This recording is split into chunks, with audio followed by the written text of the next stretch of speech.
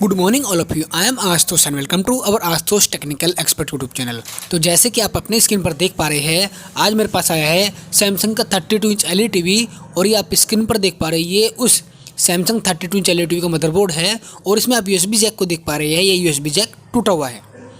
आप देख पा रहे हैं कितनी बुरी तरह से यूएसबी जैक टूटा हुआ है। पीछे से मैं आपको पलट कर दिखाता हूँ पीछे से यूएसबी जैक कैसा दिखाई देता है। तो आज हम इस यूएसबी जैक की जो प्रॉब्लम है उसे हम ठीक करेंगे, यानी इस यूएसबी जैक को चेंज करेंगे। और मेरे पास ये सेम यूएसबी जैक अवेलेबल नहीं है, तो ऐसी स्थिति में क्या करना है वो भी आप इस वीडियो को पूरा ध्यान से देखिए।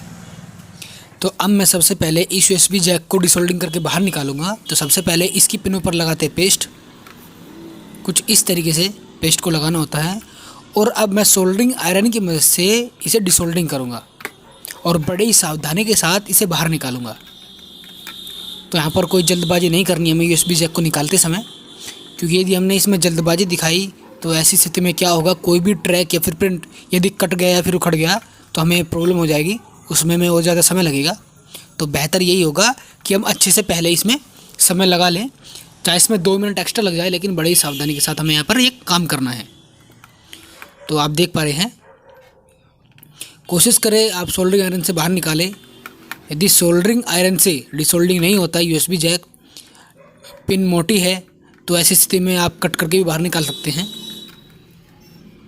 तो यहाँ पर मैं सोल्डरिंग आयरन की मदद से डिसोल्डिंग कर रहा हूँ, आप देख पा रहे हैं। तो यहाँ पर सोल्डरिंग आयरन की मदद से नहीं निकल पा रहा है, प्रॉब्लम हो रहा है। तो यहाँ पर मैं कटर से एक एक पिने कट करता हूँ बड़ी सावधानी के साथ। कोई ट्रैक नहीं कटना है पीसीबी से, यदि कोई ट्रैक कट गया तो दिक्कत हो जाएगी।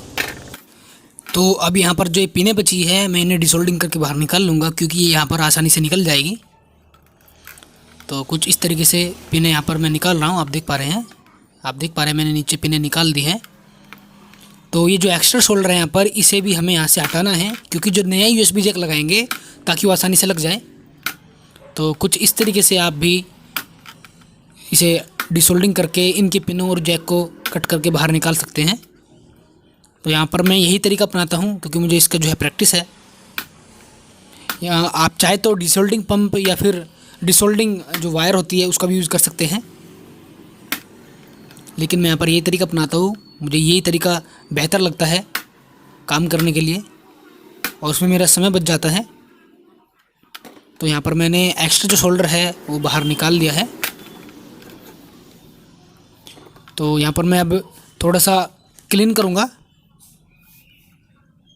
एक ट्रैक बच गया था, तो यहाँ पर मैंने उसको भी कर दिया है। अब यहाँ पर मैं इसे थोड़ा ब्रश से और पेट्रोल से यहाँ पर वॉश करूँगा। मैं इसे क्लीन करता हूँ और अभी मैं आपको यहाँ पर ये ट्रैक दिखाता हूँ। तो जैसे कि आप अपनी स्क्रीन पर देख पा रहे हैं, यहाँ पर जो है बिल्कुल अच्छे से यहाँ पर एक्स्ट्रा शोल्डर भी निकल चुका है। यहाँ पर बिल्कुल होल साफ साफ नज़र आ रहे थे। तो यहाँ पर मैं आपको यूएसबी जैक दिखाता हूँ। यूएसबी जैक मैं यहाँ पर कौन सा इस्तेमाल करने वाला हूँ, क्योंकि मेरे पास ये सेम जो यूएसबी जैक है वो तो अवेलेबल नहीं है, लेकिन यहाँ पर मैं कौन सा यूएसबी जैक इस्तेमाल करूँगा। तो जैसे कि आप अपनी स्क्रीन पर देख पा रहे हैं, ये यूएसबी जैक आपको आसानी से मार्केट में 5-10 रुपये का मिल जाता है। तो ये जो ब्लू वाला है, मैं ब्लू वाला यूएसबी जैक यहाँ पर लगाऊंगा, जो कि साधारण यूएसबी जैक है और आपको कहीं पर भी देखने को मिल सकता है। तो यूएसबी जैक को लगाना कैसे है अभी वो भी मैं आपको समझाता हूँ और दिखाता हूँ। तो यूएसबी जैक को लगाने के लिए मैं डिजिटल मल्टीमीटर को ऑन करता हूँ और इसे बजर मोड पर लगाता हूँ। और यहाँ पर मैं एक प्रोब को ग्राउंड करूँगा और एक प्रोब को जहाँ पर यूएसबी जैक लगा हो तो उसकी पिनों पर रखूँगा। तो वहाँ पर हम ग्राउंड चेक करेंगे और पॉजिटिव चेक करेंगे कौन सा है। तो एक प्रोब करते हैं ग्राउंड, कोई भी करना है, और एक प्रोब को हम लगाएंगे यहाँ पर। तो यहाँ पर आप बीप को सुन पा रहे हैं, यहाँ पर इसका एक ग्राउंड है।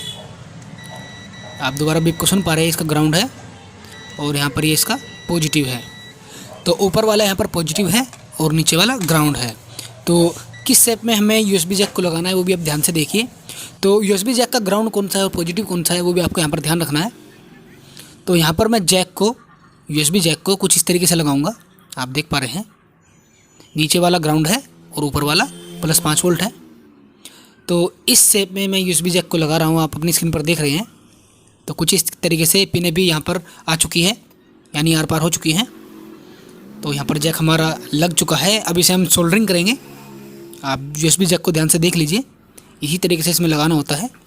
ये दूसरी तरफ से भी लग सकता है। अगर दूसरी तरफ से लग गया तो ऐसी कंडीशन में आपका मदरबोर्ड भी ख़राब हो सकता है। जैसे आप पेन ड्राइव लगाएंगे तो बड़े ही जांच पड़ताल के साथ, बड़ी ही सावधानी के साथ यहाँ पर लगाना होता है। मैंने यहाँ पर पिनों पर पेस्ट लगा दिया है। तो यहाँ पर मैं सोल्डरिंग करता हूँ। सोल्डरिंग आयरन से सोल्डरिंग कुछ इस प्रकार करना है ताकि आपस में कोई भी प्रिंट यहाँ पर टच ना हो। तो सोल्डर वायर को उतना ही यूज़ करना है जितना हमारा ये जो पिन है वो पीसीबी से सोल्डरिंग हो जाए, यानी जो पीसीबी पर जो ट्रैक है, जो प्रिंट है, वहाँ पर यूएसबी जैक की पिन सोल्डरिंग हो जाए, उतने हमें यूज़ करना है। और पेस्ट का इस्तेमाल करना है ताकि फिनिशिंग अच्छी आए।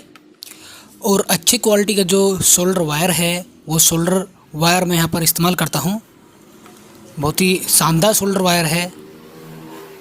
आप कौन सा इस्तेमाल करते हो हमें कमेंट करके बताएं। मैं तो यहाँ पर बॉन्ड का इस्तेमाल करता हूँ क्योंकि पर्सनली मुझे अच्छा लगा। मैं पहले भारती का इस्तेमाल करता था, लेकिन पर्सनली अब मुझे बॉन्ड का अच्छा लग रहा है जब मैंने यूज़ किया। मैं भारती के अलावा कोई भी सोल्डर वायर यानी मैं इस्तेमाल नहीं करता था। तो सोल्डरिंग के लिए ये मेरे लिए बेस्ट है। तो आप देख पा रहे हैं यहाँ पर मैंने सोल्डरिंग कर दिया है।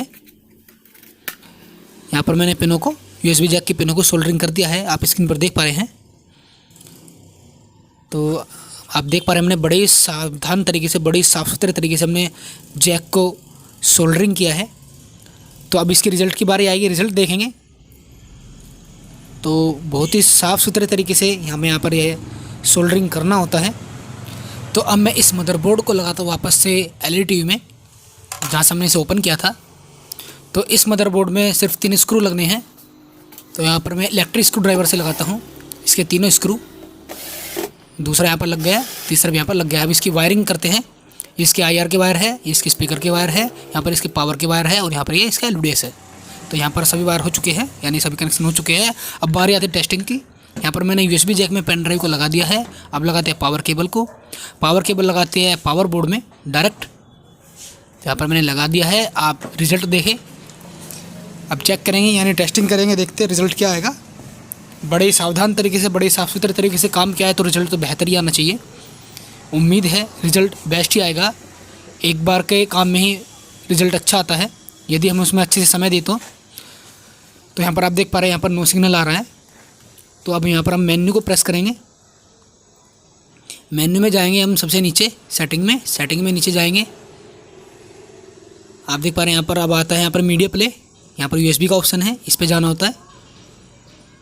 तो यहाँ पर पेन ड्राइव का जो है ऑप्शन हो चुका है। वीडियो हमें यहाँ पर 4K वाला वीडियो प्ले करेंगे। तो जैसे कि आप अपने स्क्रीन पर देख पा रहे हैं, यहाँ पर 8K यहाँ पर लिखा हुआ चुका है, यानी यह पेन ड्राइव इस समय यहाँ पर रन कर रही है। तो बड़ा ही शानदार रिजल्ट हमारा यहाँ पर आया है।